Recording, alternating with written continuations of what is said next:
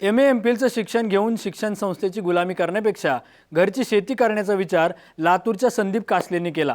त्यांनी आधुनिक तंत्राचा वापर करत शेतीला सुरुवात केली। दरम्यान शेतीचा वाढलेला उत्पादन खर्च कमी करण्यासाठी त्यांनी सुभाष पाळेकरांच्या नैसर्गिक शेती तंत्राचा वापर करायचं ठरवलं। त्याचा चांगला अनुभवही त्यांनी घेतलाय। सध्या कासलेंकडे पॉली हाऊसमध्ये रसायनमुक्त पद्धतीने पिकवलेली शिमला मिरची आणि वांग्याचं पीक आहे। येणाऱ्या 4 महिन्यात त्यांना किमान 5 लाख रुपयांच्या निव्वळ नफ्याची अपेक्षा आहे। त्यांच्या प्रयोगाची पाहणी करण्यासाठी आज आपण लातूर जिल्ह्यात जाणार आहोत। संदीप कासले यांची लातूर जिल्ह्यातल्या खुटे गावात 28 एकर शेती आहे। उच्च शिक्षणानंतर त्यांनी लातूरला अध्यापनाचं काम सुरू केलं होतं, पण शिक्षण संस्थेच्या मनमानीला कंटाळल्यानं त्यांनी नोकरी सोडण्याचा निर्णय घेतला। 1999ला माझं पूर्ण शिक्षण संपलं। MA B.Ed झालो मी। 1999 पासून 2006 पर्यंत मी शेती केली। शेतीला जोडधंदा म्हणून दुग्ध व्यवसाय केला। दुग्ध व्यवसाय तेवढा परवडेबल नाही किंवा मराठवाड्यामध्ये सहकारी संस्थांचा म्हणजे सहकारी संस्था एवढ्या मदतीस तयार होत नाही दुग्ध व्यवसायासाठी। दुधाला व्यवस्थित भाव भेटत नाही, त्याच्यामुळे दुग्ध व्यवसाय तेवढा काही माझा चालला नाही। म्हणून मी परत 2006 मध्ये MPhil करून एका कॉलेजमध्ये लातूरमध्ये सिनियर लेक्चर म्हणून हिंदी विषय हा मी शिकवला। आणि संस्था चालकाची गुलामी आणि त्यांची करावी लागणारी लाचारी या गोष्टींना कंटाळून शेवटी मी 2012-13 मध्ये सिनियर लेक्चरशिप ही सोडून दिली आणि पूर्ण वेळ शेती करायचं ह्या उद्देशानं मी परत एक वेळेस माझ्या घरची जी वडिलोपार्जित 28 एकर जमीन आहे त्या जमिनीमध्ये मी आलो। कासले यांनी शेतीला सुरुवात करताना आधुनिक तंत्राचा वापर करण्यास सुरुवात केली। रासायनिक खतं, कीटकनाशकं तसंच पॉली हाऊस सारख्या पर्यायांचा स्वीकार केला। पण या बाबींमुळे त्यांचा शेतीचा उत्पादन खर्च वाढत असल्याचं त्यांच्या लक्षात आलं। रासायनिक खत आणि रासायनिक फवारण्या यांचं जे उत्पादन खर्चापेक्षा जास्त खर्च होऊ लागला उत्पादनापेक्षा, त्याच्यामुळे मी रासायनिक शेतीला काहीतरी पर्याय शोधायचा ह्या नादामध्ये होतो। आणि तेवढ्यामध्ये मला काही दिवसामध्ये असं कळून आलं की पाळेकर सर आणि त्यांची 0 बजेट नैसर्गिक शेती ही एक रासायनिक शेतीसाठी खूप मोठा आणि खूप चांगला असा पर्याय आहे। म्हणून मी त्यांचा शोध घेतला, नेमकं पाळेकर काय आहेत। मग ते इंटरनेटवरती मी त्यांचे काही क्लिप पाहिले, पूर्ण ठाम निर्णय घेतला की आपण रासायनिक शेतीला एक पर्याय म्हणून किंवा एक उत्पादन खर्च जो आहे तो कमी करण्यासाठी किंवा कुणीही व्यवसाय करतो किंवा मी शेती करतो म्हणजे आज माझा उत्पादन खर्च कमी झाला तरच माझा नफा वाढणार आहे, मला 4 पैसे आज खिशात पडणार आहेत। आणि ती व्यवस्था पर्यायी फक्त पाळेकरांकडे होती। दरम्यान कासले यांनी या महागड्या शेती पद्धतीला पर्याय शोधणं सुरू केलं। या काळात त्यांना नैसर्गिक शेती तज्ञ सुभाष पाळेकर यांच्या तंत्राची माहिती मिळाली आणि कासलेंसाठी नवा राजमार्गच सापडला। नैसर्गिक पद्धतीनं रोप लागवड केल्यानंतर मी आच्छादन केलं आणि त्या आच्छादनामुळे पाण्याची जी गरज होती पॉलीहाऊसला किंवा कुठल्याही ओपन फील्डमध्ये जी वांग केले मी आणि शेवगा पण केलेला आहे किंवा ऊस आहे तिथं मी पूर्णतः कास्ट आच्छादन केलेलं आहे। हे ढोबळी मिरची सुरुवातीला लावत असताना पाळेकर सरांचं शिबिर केलेलं नव्हतं, त्यावेळेस मी इथं प्लॅस्टिक आच्छादन केलं होतं। आणि शिबिर करून आल्यानंतर प्लॅस्टिक आच्छादनाचे खूप तोटे असतात ज्यावेळेस मी ऐकलं त्यावेळेस मी आल्याबरोबर प्लॅस्टिक आच्छादन पूर्णतः जे आहे काढून फेकून दिलं उकडण्यामध्ये, त्याला म्हणजे जाळून टाकलं बाजूला काढून। आणि नंतर मी कास्ट आच्छादन केलं। एकदल आणि द्विदल असं दोन्ही पद्धतीचं कास्ट म्हणजे सोयाबीनचं गोळी आणि पाचट या दोन्हीचा एकत्रित वापर करून आच्छादन नैसर्गिक पद्धतीचं जे आच्छादन आहे ते आच्छादन केले मी। आणि आज त्या आच्छादनाला चला आपण सेंद्रिय कर्ब तयार होण्यासाठी किंवा नैसर्गिक जीवाणूंची वाढ व्यवस्थित होण्यासाठी ह्या आच्छादनाचं खूप महत्त्व असतं। आणि त्याच्यानंतर दुसरी बाब येते नैसर्गिक शेतीमध्ये की आपण पाणी जे आहे ते किती प्रमाणात आणि किती द्यायचं आहे। ह्याच्यामध्ये पाणी कंटिन्यू जमिनीला ज्या मुळांना जे पाहिजे असतो तो वाफसा पाहिजे असतो, त्यांना पाणी पाहिजे नसतं। आणि वाफसा कंडिशन व्यवस्थित ठेवण्यासाठी पाण्याचा खूप कमी प्रमाणात वापर केला जातो आणि होतो।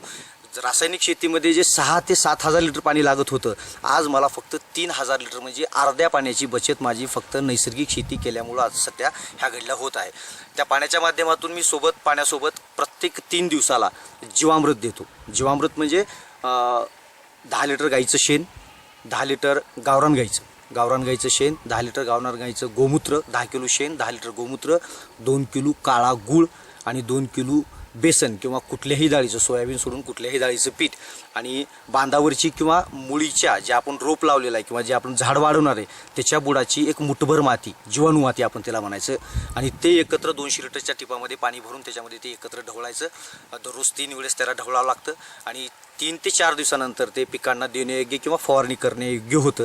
आणि तिथून पुढे 7 दिवसानंतर आपल्याला जीवामृतचा वापर करता येतो. 7 दिवसानंतर ते त्याच्यामध्ये म्हणजे 7 दिवसापर्यंतच करायचा असतो. कासले यांनी गेल्या वर्षी मार्च महिन्यात 20 गुंठ्यात पॉली हाऊसची उभारणी केली. त्यात काकडीचं पीक रासायनिक पद्धतीने घेतलं, पण वाढता उत्पादन खर्च लक्षात घेता त्यांनी सध्या शिमला मिरचीचं पीक मात्र पाळेकरांच्या तंत्राने घेतलं. रासायनिक खताऐवजी जीवामृत आणि दशपर्णी अर्काचा वापर केलाय. त्यामुळं त्यांच्या उत्पादन खर्चात लाख ते 1.5 लाख रुपयांची बचत झाली. तर मी जीवामृत कमीत कमी 3 ते 4 दिवसाला एक 200 लिटरचं बॅलर 20 गुंठ्याच्या पॉली हाऊसला देतो आणि त्याची फवारणी 3 ते 4 दिवसाला जीवामृत 200 लिटर पाण्याला 20 लिटर जीवामृत ह्या प्रमाणामध्ये जीवामृतची मी कंटिन्यू फवारणी घेत असतो. माझ्या प्लॉटला आत्तापर्यंत सुरुवातीला मावा आला होता, काही झाडावरती मावा आला होता आणि तो मावा घालवण्यासाठी माझ्याकडे दशपर्णी अर्क नव्हता. दशपर्णी अर्क हा मेन अस्त्र आहे. दशपर्णी अर्क तयार झाल्यानंतर माझा जो मावा होता तो पूर्णतः निघून गेला. परंतु त्याच्यानंतर मावा गेल्यानंतर माझ्या प्लॉटवरती भुरी आली आणि भुरी घालवण्यासाठी जे नैसर्गिक पद्धतीचे औषध होते त्या औषधाचा तेवढा परिणाम भुरीवरती झाला नाही. कारण माझ्या जमिनीमध्ये मी नैसर्गिक शेती सुरुवात करून फक्त 2 ते 2.5 महिने झाले होते. त्याच्यामुळे जमिनीमध्ये जे सेंद्रिय कर्ब किंवा ह्युमस तयार व्हायला पाहिजे तो ह्युमस किंवा सेंद्रिय कर्ब माझ्या जमिनीमध्ये तयार न झाल्यामुळं माझ्या पिकांची जी रोगप्रतिकार शक्ती होती ती तेवढी सुदृढ बनलेली नव्हती. त्यावेळेस मी एखादा रासायनिक औषधाची फवारणी घ्यायला पाहिजे होती.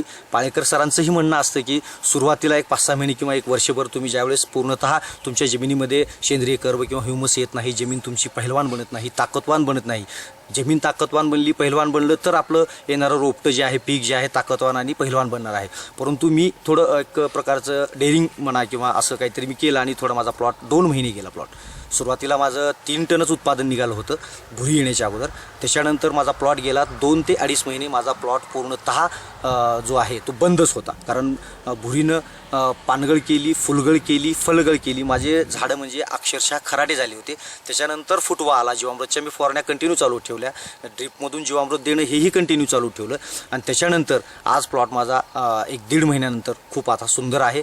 पहिलं 3 टन जे उत्पन्न निघालं जवळजवळ त्याला 30 ते 35 रुपये हा भाव लागला आणि जवळजवळ एक 60-70 हजार रुपये माझे त्यावेळेस तयार झाले. त्याच्यानंतर 2 महिने मी पूर्णतः प्लॉट असाच सांभाळा आणि आज माझं फळ जे आहे ते खूप सुंदर लागले. झाडांची वाढ खूप सुंदर आहे, फळांची सेटिंग खूप सुंदर आहे आणि इथून पुढं मला कमीत कमी 15 ते 20 टन जे आहे अपेक्षित आहे. ढोबळी मिरचीचं उत्पादन मला 20 गुंठ्याच्या पॉली हाऊसमधून भेटेल.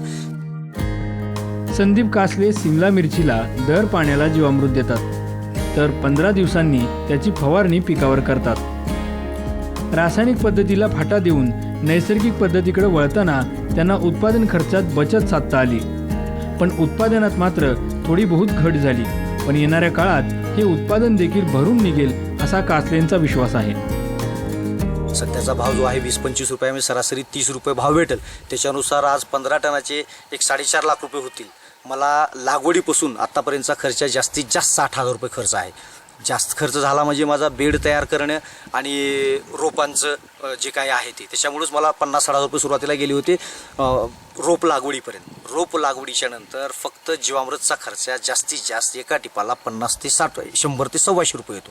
तेवढ्याच खर्चामध्ये 3 दिवसाला 50 ते 100-125 रुपये म्हणजे महिन्याला जास्तीत जास्त 1,000 रुपयाच्या आसपास माझा खर्च खतांचा असतो. फवारणीचा आणि खतांचा मिळून तेवढाच खर्च असतो. कारण जीवामृतला पैसा जास्त लागत नाही आणि ही शेती जी आहे ती 0 बजेट नैसर्गिक शेती असल्यामुळं 0 खर्चावर आधारितच माझी सध्या शेती होत आहे. आतापर्यंत कासलेंना 3 टन मिरचीचं उत्पादन हाती आले, तर येत्या महिन्यात आणखी किमान 15 टन मिरची उत्पादन हाती येईल अशी त्यांची अपेक्षा आहे. मिरचीसाठी त्यांना रोपं, मशागत आणि इतर खर्चासाठी 65,000 रुपयांचा खर्च आलाय, पण रासायनिक निविष्ठांचे मात्र लाख ते 1.5 लाख रुपये वाचले आहेत. ते वगळता हंगामात कासलेंना किमान 5 लाख रुपयांचं निव्वळ उत्पन्न हाती येईल अशी अपेक्षा आहे. नंतर आम्हाला शेती 30 एकर शेती आहे. शेतीच करायची ठरवले. मग माळवं हे ते लावत गेलो आम्ही. मग खर्चावरच्यावर जास्तच फुलाला रासायनिक. मग ते 2 लाख एक्स्ट्रा जास्त फुलाला. रोजचे 2-2.5 हजार फुलाला खर्चा. नंतर जैविक शेती तयार केलो आम्ही, जीवामृत हे ते झिरो बजेट शेती. नंतर मग त्याच्यामध्ये खूप सक्सेस झालो आम्ही. चांगला माल पण उत्पन्न पण चांगली निघाली. मग मिस्टर पण जास्त धावपळ करण्यामुळे चांगलेच होत गेले. आमच्याकडे भरपूर पैसा येऊ लागला, 10-15 बायका हाताखाली. आज कासलेंच्या शेतीवर वडिलांनी समाधान व्यक्त केले.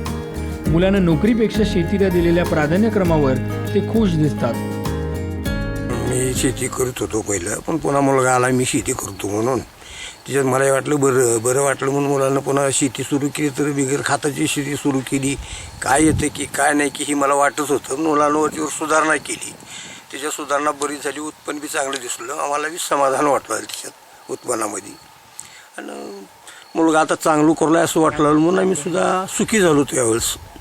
त्यात थोडं वाटलं की आम्हाला वरचीवर सुधारणा बरी होलेली आहे, खर्च कमी होलाला आहे, उत्पन्न जास्त होलाले, हे आमचं आम्हाला झालं असं थोडं.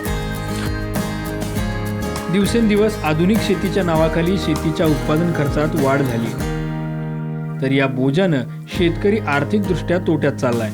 रासायनिक खतं, कीटकनाशकांच्या वापराला नैसर्गिक शेती तंत्रात प्रभावी पर्याय असल्याचं संदीप कासलेंनी हरितगृहातल्या शेतीत देखील दाखवून दिले. त्यामुळं हरितगृहात जीवामृत, दशपर्णी, निमास्त्र, ब्रह्मास्त्र यासारख्या घरगुती निविष्ठांचा वापर केल्यास शेती नक्कीच फायदे देईल हे कासलेंकडे पाहिल्यावर वाटतंय. दीपक क्षीरसागर, साम TV, लातूर.